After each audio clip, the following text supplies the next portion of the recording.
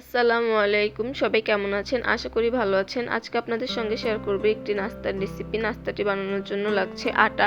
এখানে 1.5 কাপ আটা নিয়েছি আর আটার মধ্যে দিয়েছি পরিমাণ মতো লবণ, হাফ টেবিল চামচ হলুদের গুঁড়া, হাফ টেবিল চামচ ধনিয়ার গুঁড়া। এরপরে হাতের সাহায্যে ভালোভাবে মেখে নিতে হবে। এখানে 2 টেবিল চামচ তেল দিয়েছি আর দিয়ে দিচ্ছি চিলি ফ্লেক্স 2 টেবিল চামচ। ঝালটা আপনারা আপনাদের পছন্দ অনুসারে দিতে পারেন, কোনো সমস্যা নেই।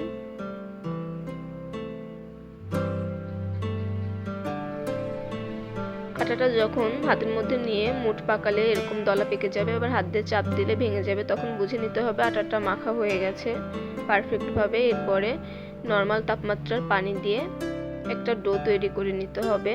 পানিটা ধাপে ধাপে দিতে হবে, একেবারে দেওয়া যাবে না। পারফেক্ট একটা ডো রেডি হয়ে গেছে। এবার এই ডো থেকে লেচি কেটে নিতে হবে। এবার বেলে নিতে হবে। আমরা সাধারণত যেভাবে রুটি বেলি সেভাবেই বেলতে হবে, খুব বেশি মোটা বা পাতলা না। এরপরে রুটিটাকে ছিদ্র করে দিতে হবে একটি কাঁটা চামচের সাহায্যে, যাতে করে ভাজার সময় নাস্তাগুলো ফুলে না যায়। এবার একটা গ্লাস বা কুকি কাটারের সাহায্যে কেটে নিতে হবে। সবগুলো সেমভাবে কেটে নিয়েছি, এবার ভেজে নিতে হবে। নাস্তাগুলো ভাজার জন্য পরিমাণ মতো তেল গরম করে নিয়েছি। তেলটা গরম হয়ে গেলে নাস্তাগুলো দিয়ে দিতে হবে।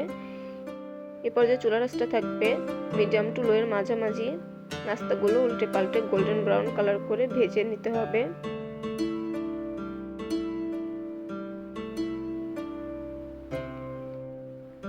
ভাজা ডান, এবার তুলে নেব। বাকিগুলো একইভাবে ভেজে নিব। রেসিপিটি ভালো লাগলে লাইক, কমেন্ট, শেয়ার করবেন। সাবস্ক্রাইব করে চ্যানেলটির পাশে থাকার অনুরোধ রইল।